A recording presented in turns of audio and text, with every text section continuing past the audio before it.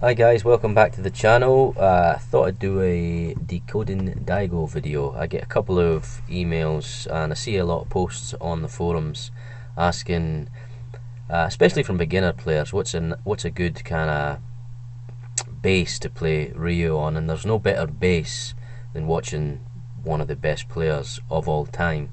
So we're going to see what he's up to. Why is he 10 times better than all of us? So he's got a distinct pattern of things that he does. Now, up at the levels that Daigo plays it, you're not going to use this method against a really bad player, obviously, because there's no need. But once you get into the good players, or if you want to practice zoning, this kind of what he's doing here is a very, very effective way of playing in Street Fighter 5.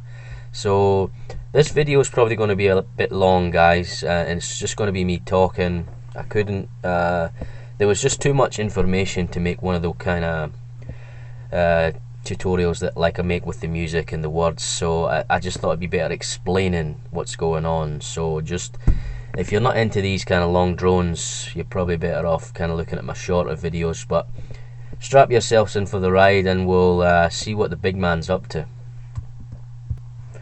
Okay, let's have a look at the Daigo model, the decoding of it. So he's got around maybe 6 or 7 strong points that I feel are worth talking about, that will improve you as a player, and will be interesting, even if you're not a real player, just to see how he's approaching the game, how he thinks the game works.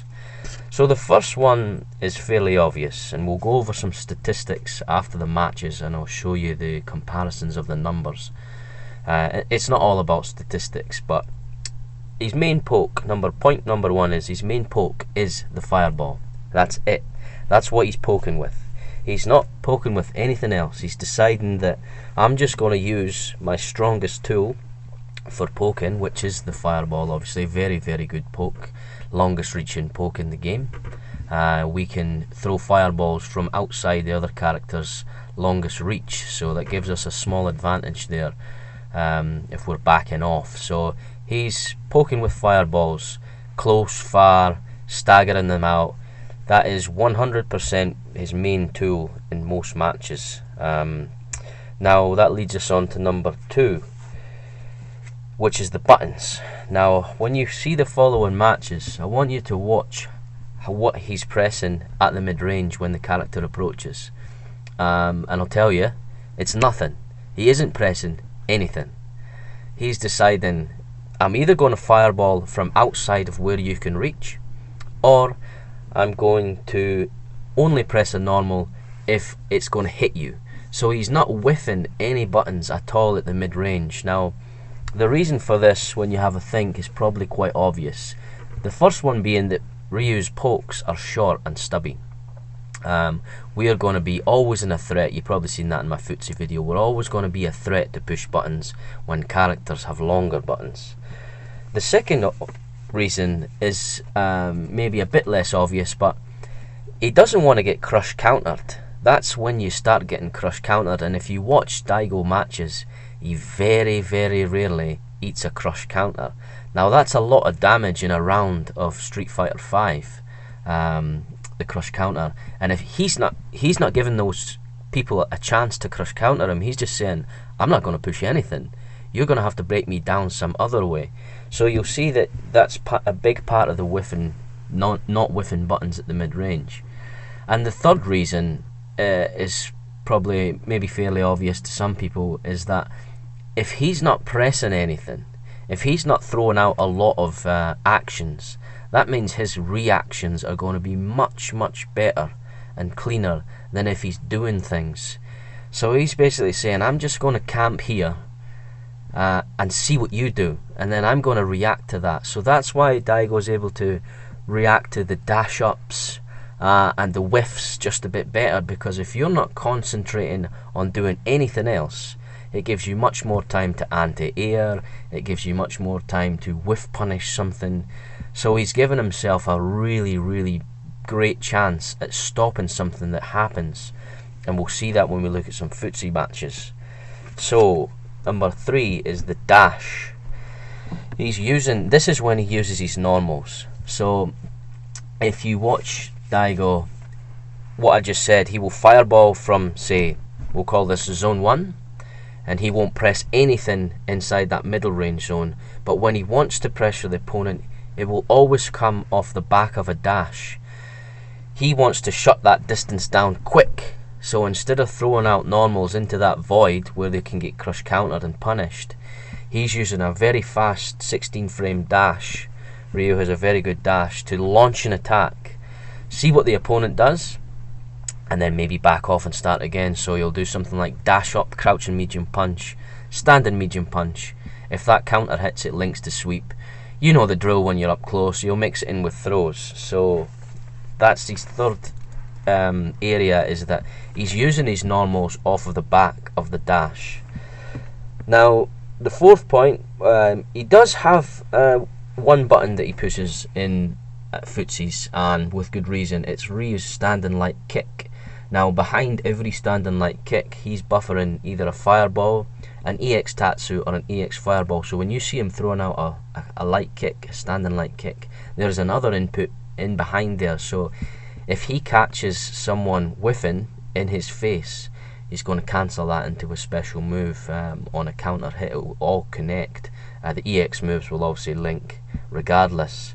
So the reason, again, he's pressing standing light kick is it's going to be much harder to crush counter a light normal or interrupt the light normal than it is a medium or a heavy. So big reason there why he's using standing light kick. Point number 5. Now he's basically just trying to escape any bad situation that he finds himself in, which is usually when the character is straight on top of him. So what he will do is he will either walk back, because sometimes just walking back will escape pressure, it will escape throws, it will put that gap between the character. He's either jumping back or he's using the jump back tech. Now the jump back tech is when you hold up back and press throw, and basically it will take the throw or jump away from the frame trap. There are ways around how to beat the jump back tech, but generally I won't go into much detail about how he's escaping, but his plan is that when he's under pressure, he wants to get away. He doesn't care about giving up the screen so much, and we'll see later, this is where V Reverso comes in. Any kind of 50-50 situation that he gets put in, if he has V meter, he will usually burn it just to get the character away, and then start that process again that I've told you about with the zone. Okay, last point, last major point anyway, that if Daigo sniffs blood, if he knows you're on the ropes, he will come for you, he will go in hard. This is particularly true if maybe he's got a run on with a combo and a couple of hits and your stun bar is kind of over halfway, and he has a decent chunk of life. He will just pound you, he will go for that stun. He can take gambles now, and I think that's probably the evolution of Ryu at this point.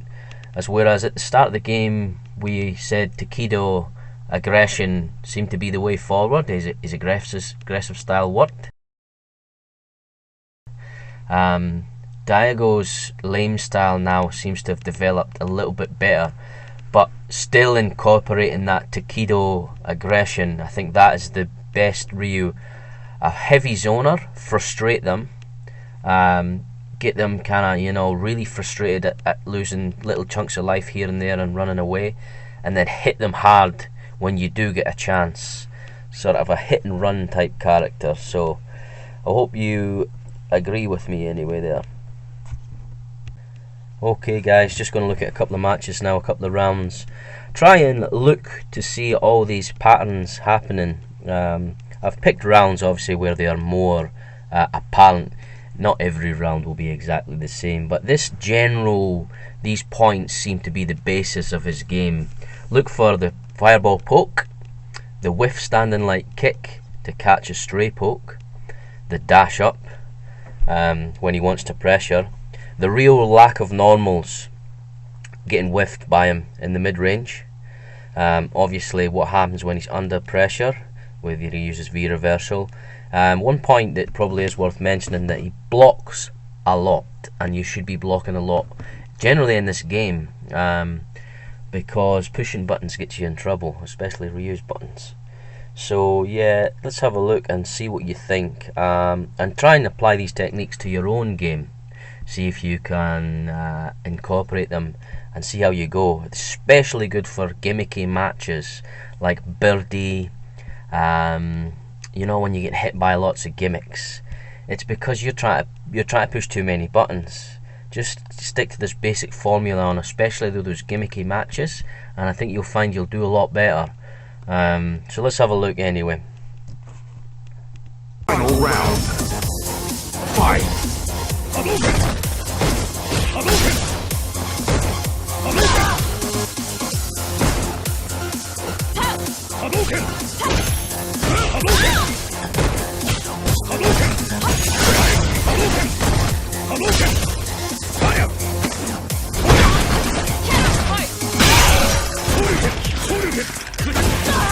KO. Fight. Hadouken. Fire. Hadouken. Hadouken. Hadouken. Fire. Hadouken. Hadouken. Ataki.